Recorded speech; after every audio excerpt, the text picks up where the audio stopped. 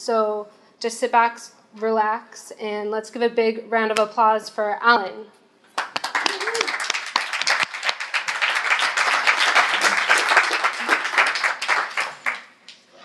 Hello guys, how you doing? Very welcome tonight. I have to say, I absolutely love these events. A big thank you to Jason, James, Sasha and all the teams, and of course Black Knight for sponsoring. I have to say, over the course of these events, I've learned most, not necessarily from the most successful companies and the successful speakers, but from the people who are just a step or two ahead of where I am and have just gone through the pains that I'm currently experiencing. And I'm hoping that I can do that for you tonight.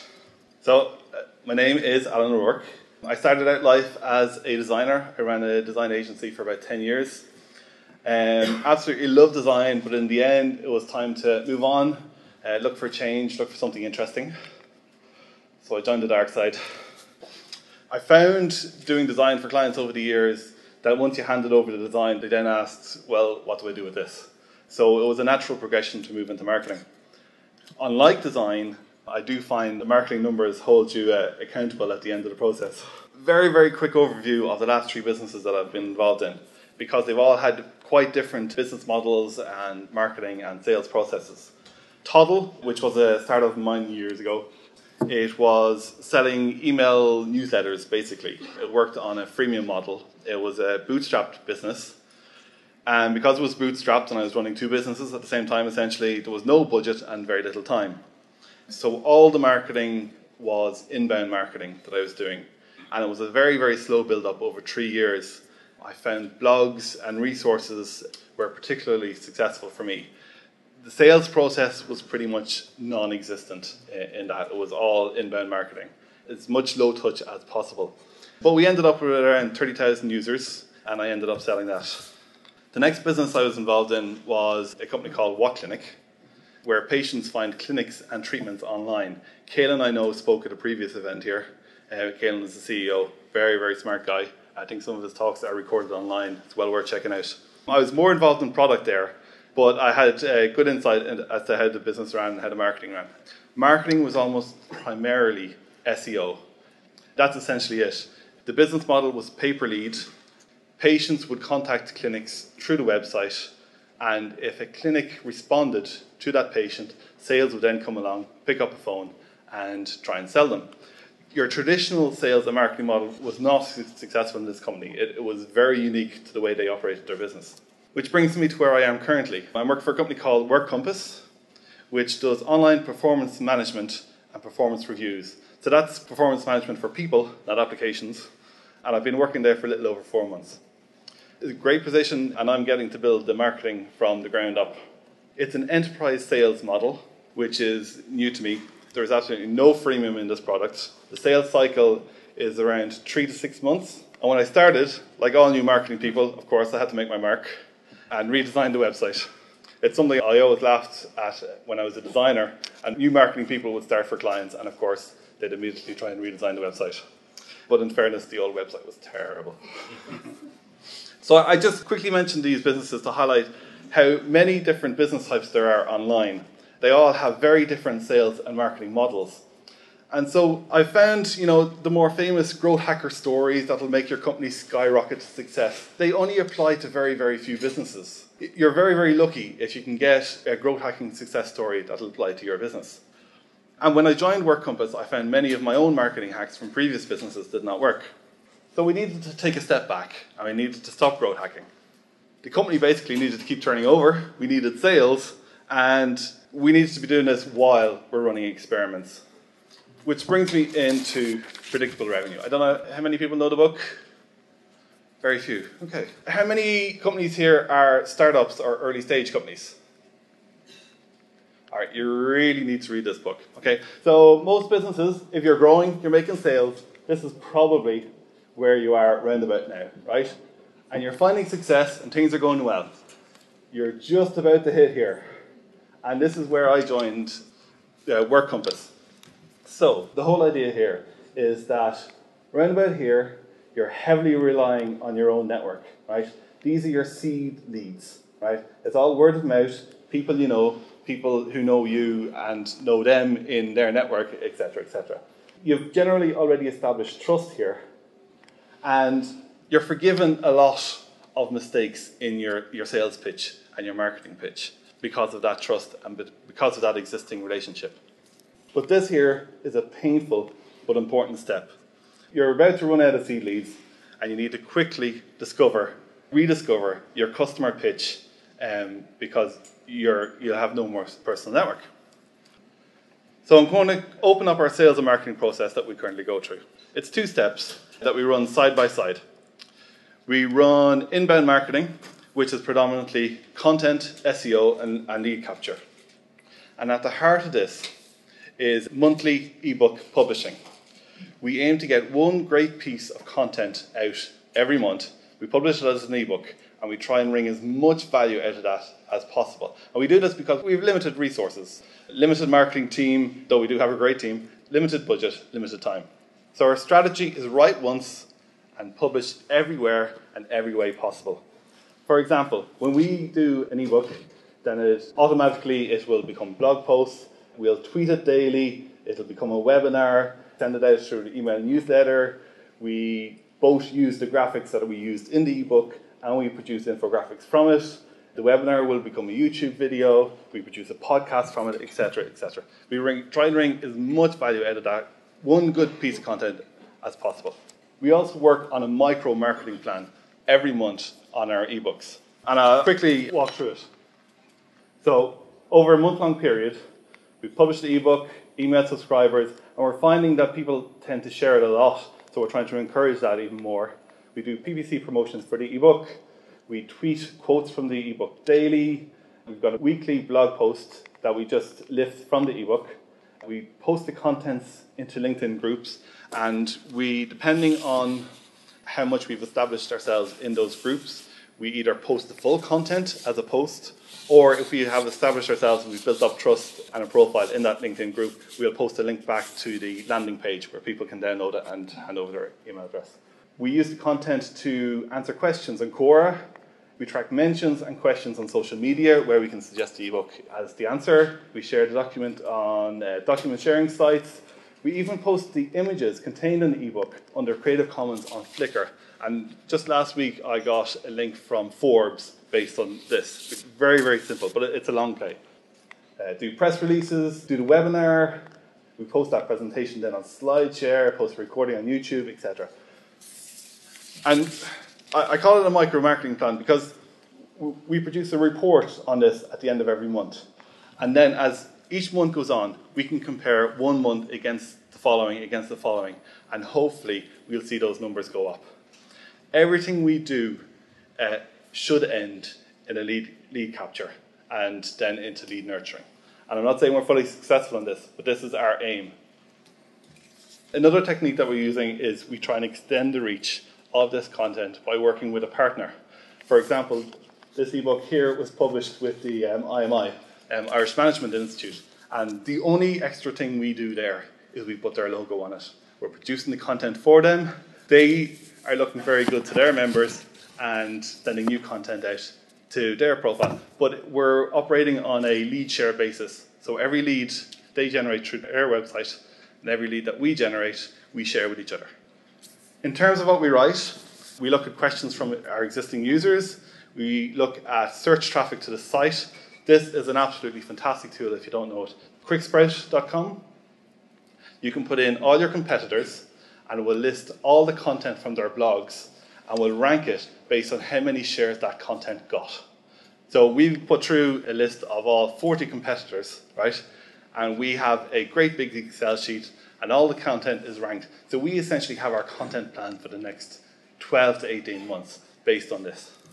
And not just competitors, also look at media sites, people who report on your industry, who write about your industry, even prolific bloggers. Look at what they write about and rank those. Now, inbound is absolutely fantastic. I've had great results from inbound, right? And it really does offer unrivaled return on investment. But it is damn slow. So it's on to our second part of the plan that we operate. Primarily, we focus on outbound sales. And we're using the predictable revenue framework. And we don't just hand this job off to sales because if we go back to the previous diagram, section B, we need to rediscover our customer profile.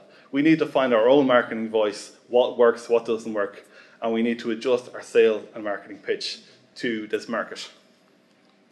Some aspects that aren't actually covered in the book. Really, the book focuses down here in terms of prospecting messages and how to target people.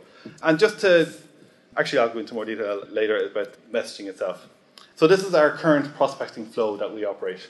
So some people are going to wince here, but we go out and we scrape the web for target companies. We scrape their contact details. We do some data cleaning on that, pop them into the CRM, send them a prospecting message, and if they are interested, we give them a call. I'll go into that in a bit more detail.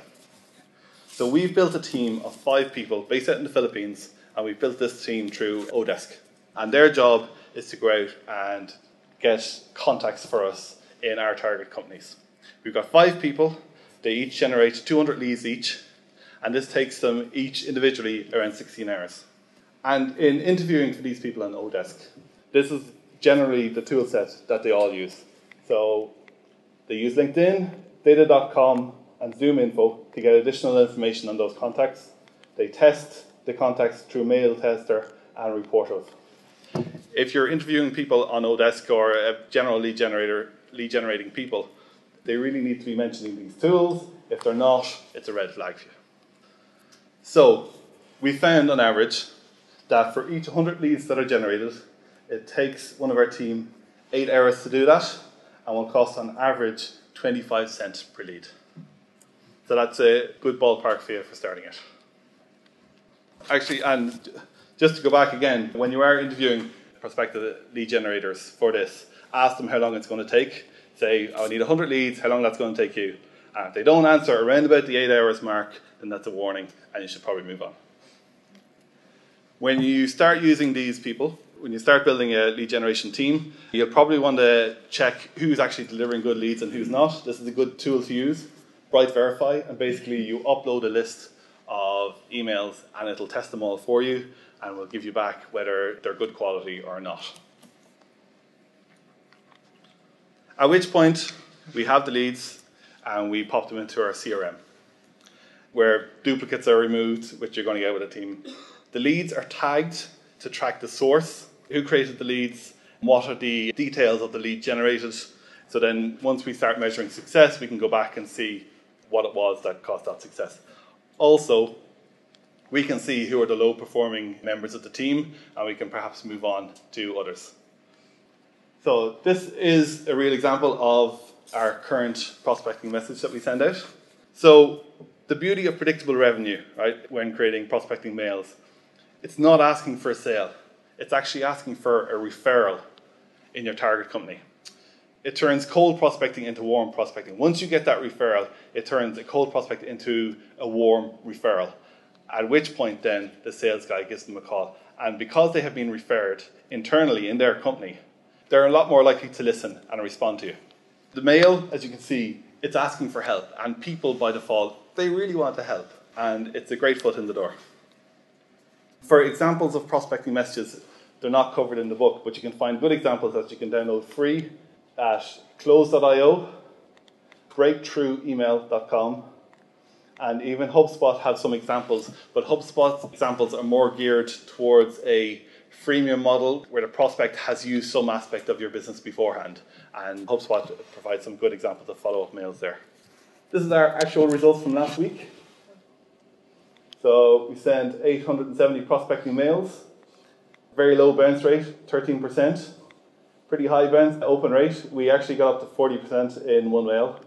Pretty low unsubscribed. This is the killer.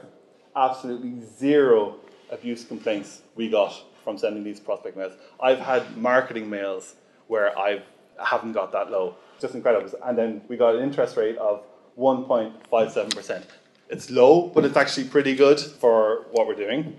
And 2 weeks ago, this was 0. Next week, we're aiming for 2.5%. And we have an overall target of heading up to 30%. Whether we hit 30%, I have no idea. But that's our overall target. And then it's over to the sales guy. And Colin, brilliant sales guy, the goal is to get a demo of the product. And we find that for every 2 demos we do, we get 1 sale, which is a pretty good return. So overall, our goal in about 2 years is that inbound marketing will overtake prospecting in terms of lead generation. We want to lead with inbound marketing, but at the moment, outbound sales prospecting is a reality, and I don't see us doing away with that totally. And that's it. I hope that was of use. Thanks very much.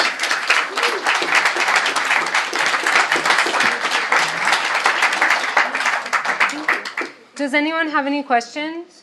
The question is the conversion rate. Was that off the email open rate or the total send?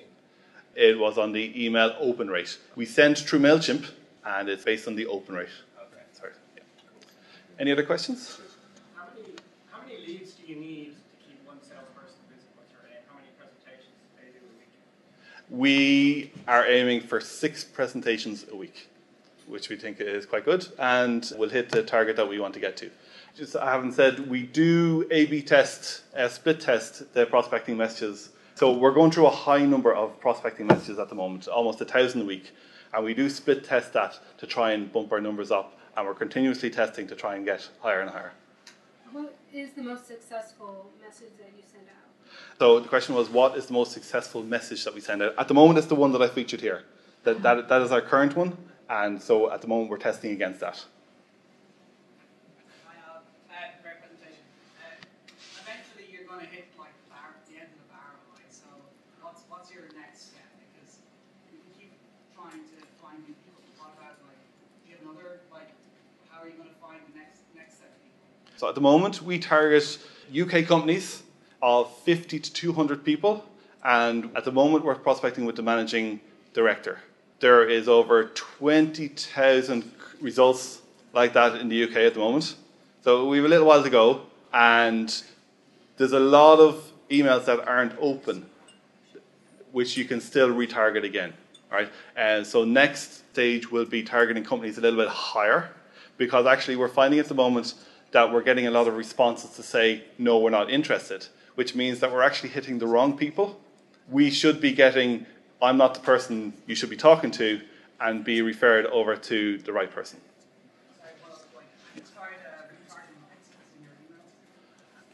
Retargeting pixels. I'm going to have to talk to you after to find out more. We're tracking open rates. That's it. We're not tracking forwards referral. Okay. One more question and then we'll finish up. Yeah. What portion of your budget goes on paid advertising? Paid advertising. At the moment, it's all experimental, and until we find traction, I can't tell you right now. If we can prove which channel works, we'll chuck as much money as we can at it. That's it. Okay. What's your subject line? Sorry, there was just one more question. What was the subject line, was that? Yeah. I actually have it in the mail, and it was a quick question. Oh, quick question. And that was it. Yeah. All right. Thank you very much, guys.